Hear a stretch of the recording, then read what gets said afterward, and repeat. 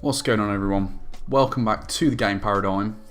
This is going to be a bit different to the other videos I'm going to be posting, like the history of videos, which are the main videos I wanted to upload. I wanted to sort of talk about E3 in preparation for E3. It's going to be, personally, I think it's going to be one of the biggest E3s, not necessarily for hardware, because I feel like it's sort of going to be a game-focused year that most companies have got planned.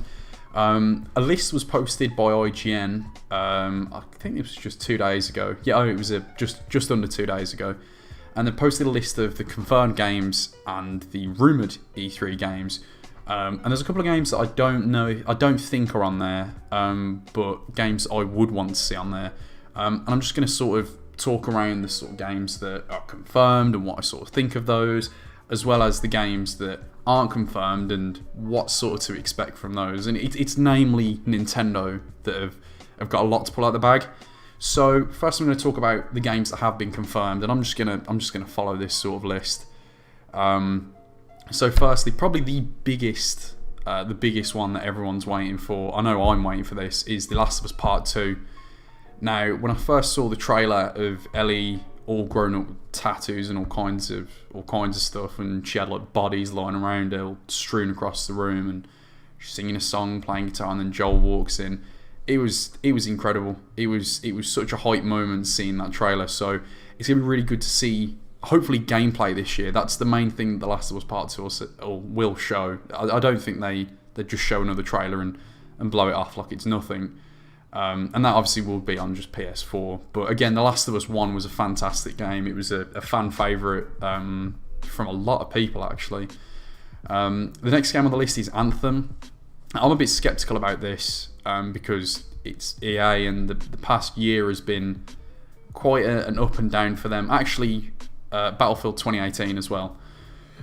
So, Anthem is the sort of almost like the middle ground between Destiny and Halo, where you basically pilot Iron Man suits, and it's a big sort of open world and all kinds of chaos is going on.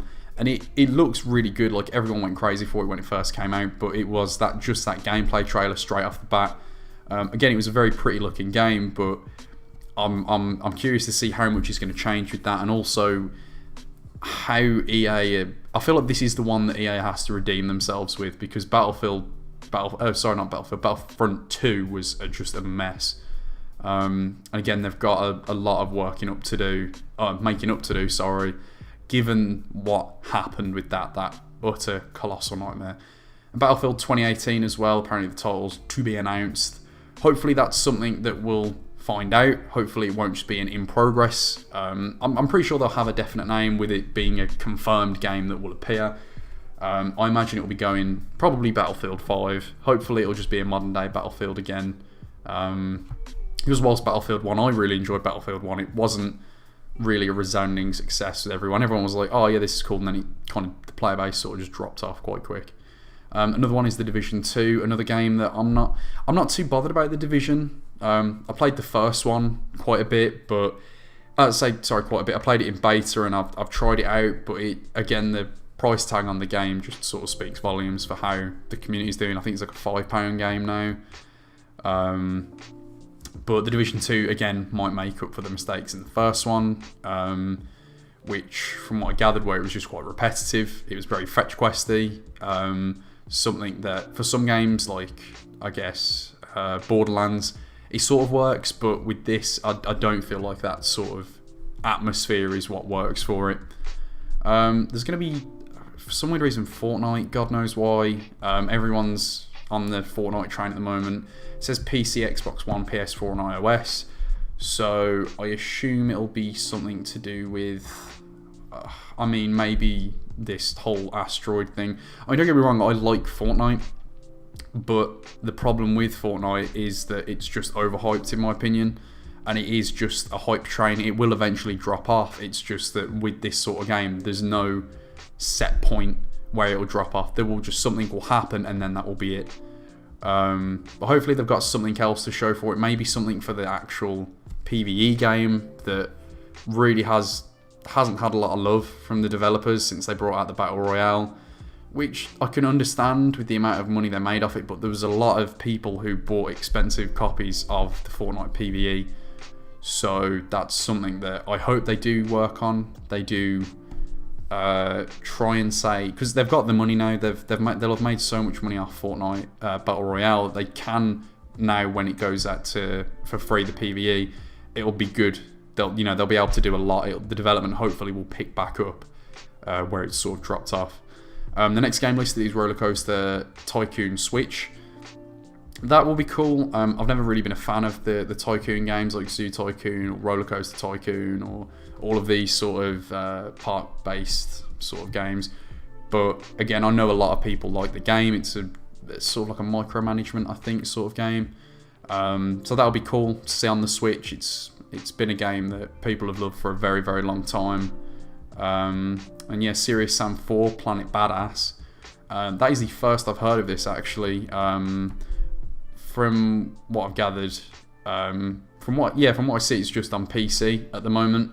That'll probably be announced later on for consoles and whatnot, but if you're a Serious Sam fan, there you go. And my personal favourite, something that was confirmed I'm pretty sure in the past 24 hours, was Super Smash Bros. Is going to feature at E3. It's probably going to be their headline sort of game. Not to mention, there's going to be a lot of actual tournament-based things. So Nintendo actually released a list of their esports, essentially, of what they're going to be doing with esports. So like the Splatoon League, Treehouse, I think it's called, as well as Super Smash Bros. They're going to host the Super Smash Bros. Tournament.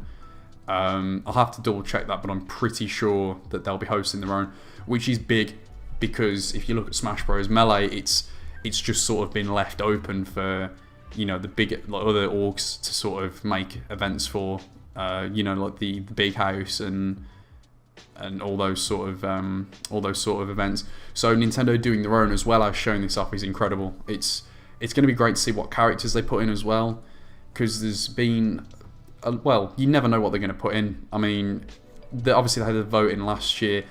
Goku or Shrek won't be in it, despite those being really highly rated. I'm going to almost indefinitely say they won't be in it. But it'd be good to see if they bring any characters like Shovel Knight in. I hope they keep the Villager from Animal Crossing, because the Villager was, in my opinion, a hilarious character. It was absolutely fantastic. So that covers the games that are confirmed. And now onto the list of games that aren't confirmed.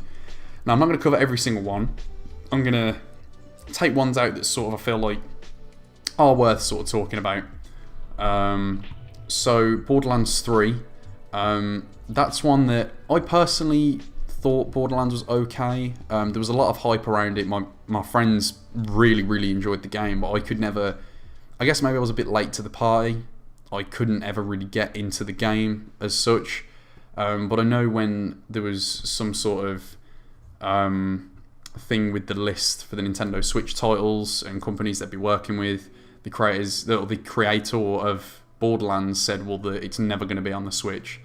And everyone was like, oh, that's Borderlands 3. Okay, cool. That's going to be a thing. And it didn't really provide the hype that I guess he was aiming for, but it got it on the radar, which is ultimately a good thing. One that I'm excited to see is Call of Duty Black Ops 4. It's already on pre-order. There hasn't been much shown at all. It's just been pushed out with the tagline of "Forget everything you know." A lot of sources quite close to Activision have said that it's not actually going to have a campaign, which is, it would be unusual. I think if it didn't have a I don't know how I feel about it. Like I've always said that the Call of Duty campaigns haven't been great. So one that I enjoyed, well, the most recent one probably that I enjoyed was, I'd say the Black Ops campaign was really good. That really stood out, the first one at least. 2 and 3 progressively got a little bit worse with the whole futurism of it, and it was just a bit stale. Despite what people say, I thought Infinite Warfare wasn't terrible. I thought the campaign wasn't that bad, but the death of the main antagonist was pretty boring. But it did have a lot of freedom in where you could go, so you could choose what missions you do in what order out of a bunch, and then you could move on. whilst it was still quite linear. But people are actually saying that it will have a Battle Royale game mode now. I don't know if I agree with this. I feel like that's something that people are jumping to the conclusion of based on its popularity. Like, oh, a shooter game, is coming out, a new popular one. Why wouldn't they do Battle Royale game mode? Which, again, I can completely appreciate, and I think it's 50-50. I think they're either not doing it and the hype might get them to do it, or they are doing it because it's a cash cow at the moment. Battle Royale game modes are just ridiculous at the moment. It would make sense for them to do it, and I think that if anyone can do it really well, it would be Call of Duty. They've been doing this for as long as I can remember. Whilst I've been playing games, Call of Duty's been around for most of it. So yeah, it'll be interesting to see what Black Ops 4 is. Hopefully it's not too much futurism and jetpacking, but I feel like now that they've gone down that route, they have to sort of stay the course. Just taking that out would change the competitive scene completely, which is something they have to consider. And I imagine they probably consider relatively early on. Another game that's going to come out is Crackdown 3. It's rumoured. That game's been... if they don't show anything for Crackdown 3 this year, it would be, in my opinion, incredibly stupid, and I feel like people are just getting bored of waiting now. Again, the Terry Crews promo was hilarious, but how long ago was it that the actual game was announced? It was probably 2013, 2014. I think it was announced with the Xbox One, the announcement of that. And it's still not here. I feel like anyone who was originally interested is sort of just given up now and is just bored of waiting and has just gone on to something else. Death Stranding as well, the Hideo Kojima game that they saw a lot of Mads Mikkelsen of, and obviously Norman Reedus. That's something that I've wanted to see more about, but it is just a crazy looking mess of... I don't even know what... I don't know what to call it. I've watched every single trailer and I can't make sense of the baby in a jar, I guess. I don't know. Hopefully they'll show a bit of gameplay, but it's Hideo Kojima and it's had, from what I can tell, a lot of money put into it, given the actors that appear in it, so it'll be interesting to see what they have to show now, as opposed to just constantly trailers. But yeah, again, these aren't confirmed as being at the event, but it would be surprising if they weren't. Another rumour as well is the Final Fantasy VII remake, that I'm pretty sure is 100% happening, but we haven't seen anything of yet. I personally haven't played Final Fantasy VII. However, I know that it is one of the fan favourites from the franchise. I know a lot of people loved it, and a lot of people have high hopes for it, so there's a lot riding on what they do. It's obviously it's been named a remake as opposed to a remaster, which I feel like is very, very carefully worded, for the sake of maybe they are doing it from the ground up. So that way it may be original enough to call itself a remake as opposed to a remaster, just an update. And in other Square Enix news as well, Kingdom Hearts 3, the game that has just constantly been, from what I've seen, delayed or been stuck in development or pushed back. It's a game that I have been dying to see for a long time. I've really enjoyed Kingdom Hearts 1 and 2, as well as the DS spin-offs and the PSP spin-offs. I've played pretty much all of them except for Recoded, I think. 300 and... I can't remember the name of the game. I think it's 364x2 Days, which is on the DS. The story of that game was great. Birth by Sleep was also fantastic as well. So it'll be really good to see the actual third in the story. But again, it's if you don't know about the Kingdom Hearts 3 the Kingdom Hearts game story, good luck. There's probably a video describing the story start to finish somewhere, but it's very, very confusing. There's a lot of names. There's a lot of people coming back, disappearing. The Organisation 13, they're all over the place. But yeah, it'd be really good to see more Kingdom Hearts 3 and get an actual date, because I think it's confirmed for this year, but I don't think there's an actual date done yet. And again, in more sort of Nintendo news. They've got a lot speculated. Again, Nintendo are doing great. They've still got all the cards up the sleeves at the moment. They've not even launched that many titles yet. They've launched Splatoon 2, which I actually really want to get hands on when I get a Switch. Mario Odyssey, obviously they had to drop a Mario game quite early, The Legend of Zelda Breath of the Wild, Mario Kart 8, but they haven't brought the games out like Smash Bros, like Metroid, like Pokemon, like Kirby as well, which has got a new game coming out. So the ones that people are really sort of hoping to see are going to be Kirby, Metroid Prime 4, the new Pokemon game, and Yoshi. Now, in terms of Kirby, I know that it's going to be like a new title, but the Kirby game for me sort of hasn't really evolved. It's stayed very true to what it originally was, which again is good. It's good to keep a sort of solid format, but it's the sort of game that I think needs to have a spin-off, needs to have a 3D sort of experience. There was I think it was Kirby Golf, and there's been a couple of Kirby fighting games, obviously with Kirby's best fighting game being him in Smash Bros, but I think it'll be good to see if they're bringing out just another one, just a standard, another Kirby game, which obviously people will play. But yeah, it'll be good to see what they do with that. Metroid Prime 4, something people have a lot of hype is surrounding that game. I mean, I personally haven't played too much Metroid. I played the first Metroid on the Nintendo 3DS, the backwards compatibility type thing. And I quite enjoyed it. I played Metroid Prime Hunters. That was the first game I picked up, and that was on the DS. And I loved the aesthetic of it. The music was fantastic, and it's probably and Samus is one of my favourite characters in Smash Bros as well. So it'll be interesting to see how they're going to bring people in, because I feel like I'm one of a lot of people who have played games around the main Metroid franchise. Excuse me, but I feel like I've never played like a solid Metroid game. Like I've never gone in depth to it. I've never picked it up and played it start to finish and gone wow at the end. So I want to see something that sort of comes out and that would essentially give me that wow sort of feel. And it's become a franchise that I want to go back through because of it. The Yoshi game as well, probably going to be a Yoshi's Island game, using... I imagine with the Kirby and the Yoshi game, it'll most likely be games that take use of sort of like the gimmicky sort of side of the Switch, like maybe the touchscreen, maybe the controls, like maybe it's a Kirby and the Magic Brush again. It could do that, because they could use motion controls or touchscreen for that. But yeah, I imagine there'll be the more gimmicky sort of franchise spin-offs, if they are to be anything. And then Pokemon, the new Pokemon game. That is something that I'm very nervous about.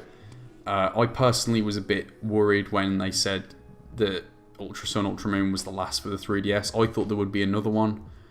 But, I could understand why there isn't. Because it's a platform that's sort of slowed down to the point where the Switch, as much as the Switch is, it's always been with Nintendo, they've done a back-to-back of console, handheld, but with the Switch, it's sort of like they've just gone, sod it, we'll mix the two together, and it's worked really well. So people aren't going to look at the 3DS and go, I'd rather play a Pokemon game on the 3DS, it's more convenient, when they've got, the Nintendo Switch that they can do the exact same thing with. And again, the Nintendo Switch is heavily portable. Like it's the main feature is you can take it absolutely anywhere. So that'll be the main thing. I don't know if... Well, they've said it's going to be a main RPG game, like a standard RPG game. So it'll be really cool to see the sort of art style. A lot of people feel like it's going to go... Well, it'd be hard to go backwards now. It'd be hard to backpedal through past the sun, moon sort of style. So the fully, you can move absolutely anywhere. It's as to scale as it'll get as well. And the character sprites are pretty much the sort of... They're not as they are cartoony in style, but not in size. They are, the sort of size you'd expect a normal person to be. So it's become more realistic, but kept the authentic sort of feel for it. And again, Nintendo confirmed that it is a new generation. It'll be Generation 8 of Pokemon. That'd be right. Yeah, that'd be right. So Sun and Moon were obviously 7th gen and 8th gen. It's going to be a complete new, altogether generation of Pokemon. So it's going to be really, really cool. Like, I'm super excited, but also super worried for the new Pokemon launch, because I don't know how it's going to go. There's been leaks about it, but a lot of people said it looks too much like Sun and Moon, which can be one of two things. It could be a fake leak, or it could just be that is, part of the style now. That's the new art style that's going to be with.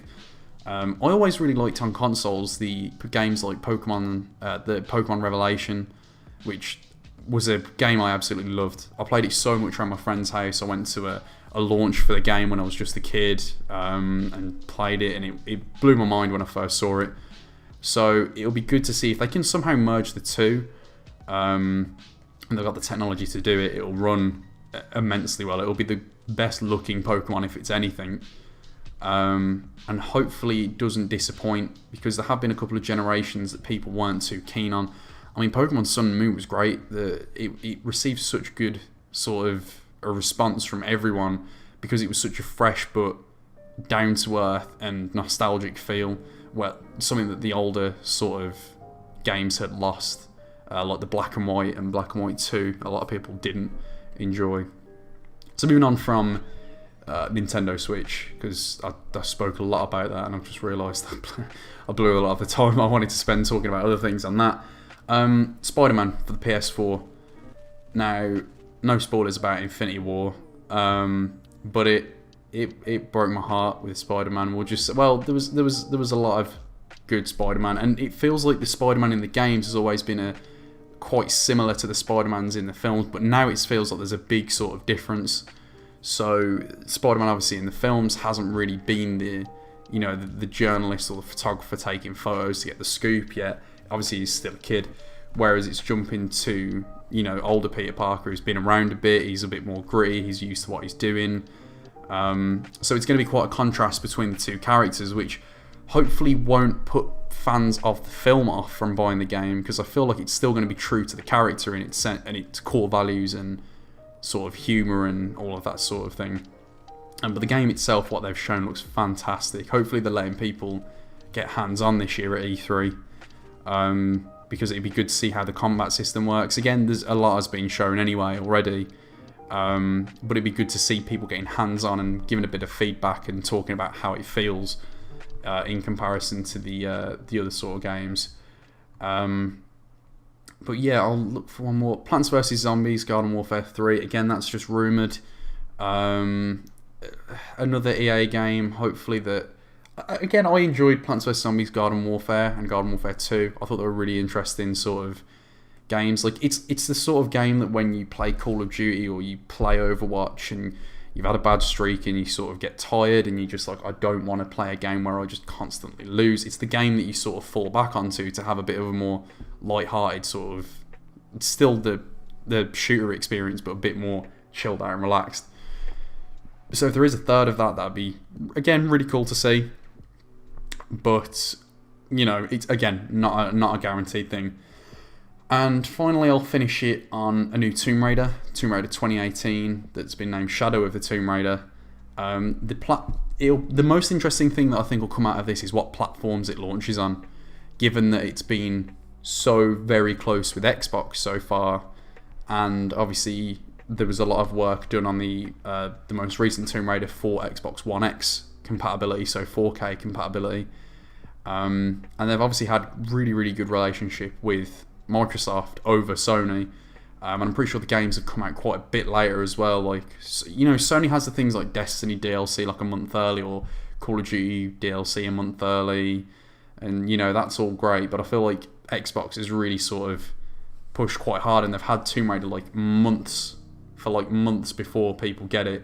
And if you're a diehard PS4 player and you really like the Tomb Raider franchise, it's going to be hard to sort of avoid those sort of spoilers for that amount of time, which I feel like will push people towards the Xbox One. But again, it's only down as to be announced, just for the time being.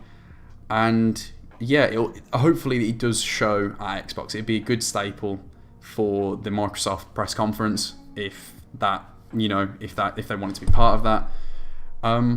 But yeah, actually, instead of that being the last one, there's one that isn't on this list that I would love to see something for. Absolutely anything, even just artwork for a poster or a logo design. And that is Halo 6. It's got to the point now where I feel like the past few Halo games have been a bit underwhelming.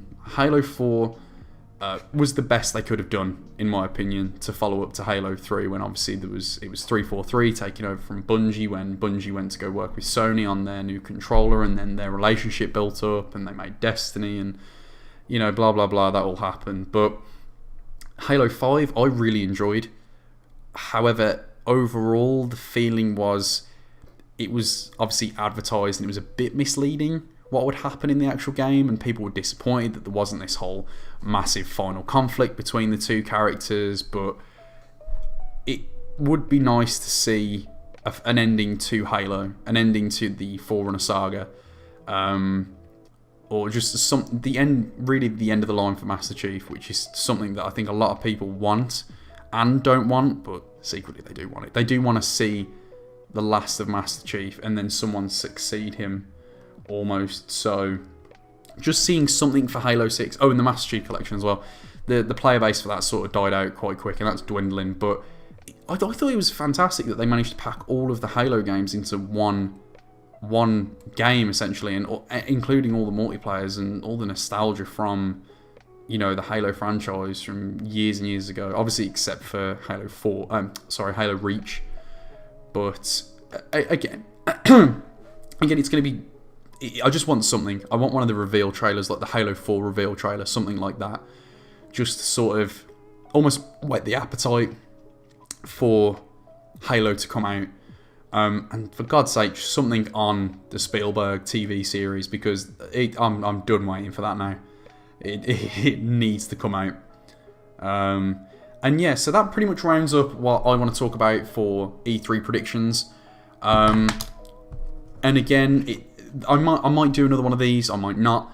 Just because it's sort of a loose, sort of flowing sort of talk. It's a bit easier, where the other ones were scripted and they're going to be a lot more edited. This one just sort of allows me to put my thoughts out and just sort of get the idea across, and just talk about, you know, what's coming up and what I want to see. And, you know, if there anyone who has watched this and has, you know, got opinions on it, please feel free to, you know, comment, and like, if you want to subscribe, it'd make me look really good. But yeah, that's it for the Game Paradigm talk on E3, what to expect, and stick around, there might be something else coming out. But yeah, thank you very much for listening.